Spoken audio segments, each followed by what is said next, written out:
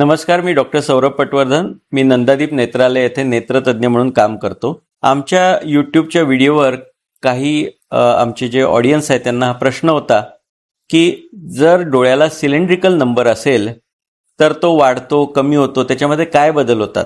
कारण बाकी डोळ्याच्या नंबरविषयी जसं आपण म्हटलं की मायोपिया म्हणजे मायनस नंबर हा वयानुसार वाढत जातो आणि आजकाल लहान मुलांपासून हा चष्मा लागण्याचं प्रमाण वाढलेलं आहे. तर तसंच सिलेंड्रिकल नंबरच्या बाबतीत काय होतं याविषयी त्यांना जाणून घ्यायचं होतं. तर पहिल्यांदा सिलेंड्रिकल नंबर म्हणजे थोडक्यात आपलं बुबुळ हे पूर्ण गोलाकार नसून ते थोडंसं वक्र एका बाजूला असतं, म्हणजे एखाद्या सिलेंडरसारखं, आणि त्याला सिलेंड्रिकल नंबर असं म्हटलं जातं.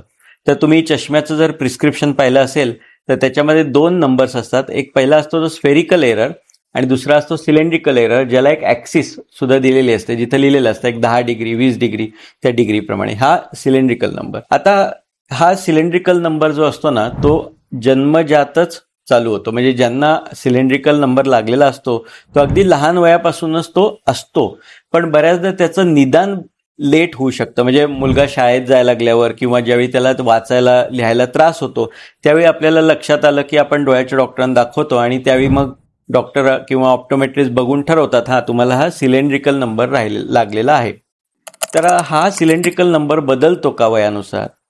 तर असं दिसून आलेलं आहे अभ्यासामध्ये की हा सिलेंड्रिकल नंबर जो आहे तो वर्षानुवर्ष जवळजवळ त्याच नंबरचा राहतो. इवन त्याचा ॲक्सिस जो असतो तो सुद्धा बराच काळ आहे तसा स्थिर राहतो. म्हणजे पूर्ण एक 40-50-60 वर्षाचा जर कालावधी घेतला तर त्या दरम्यान हा नंबर हार्डली 0.5 to 1 डायप्टरनं चेंज होत असतो, पण त्याच्यापेक्षा जास्त हा चेंज होत नाही. मग जर तुमचा सिलेंड्रिकल नंबर असेल तर तुम्ही काय खास काळजी घेतली पाहिजे? ज्यांना थोडासा हायर सिलेंडर लहानपणापासून आहे तर त्याच्यात वाढण्याचं एक कारण असू शकतं ज्याला आम्ही केराटोकोनसचा आजार म्हणतो. केराटोकोनस म्हणजे काय तर बुबुळ मर्यादेपेक्षा जास्त पातळ होणे आणि त्यामुळे बुबुळाचा फुगीरपणा वाढणं. हा केराटोकोनसचा आजार बऱ्याचदा अशा लहान मुलांना होतो ज्यांना डोळे चोळण्याची सवय आहे किंवा ज्यांना ॲलर्जी आहे. अर्थात या दोन्ही गोष्टी नसतील तरी काही लहान मुलांना हा आजार वाढत जाण्याची शक्यता असते. त्यामुळे जर तुमच्या मुलाला किंवा तुम्हाला जर सिलेंड्रिकल नंबर असेल तर शक्यतो 30 वर्षाच्या आत तुम्ही दरवर्षी डोळ्याचा नंबर रेग्युलर चेकअप करणं हे फार महत्त्वाचं आहे. कारण त्याच्यामध्ये जर काही बदल होत असतील तर त्याला आपल्याला थांबवण्यासाठी काही वेळा लवकर उपचार द्यावे लागू शकतात.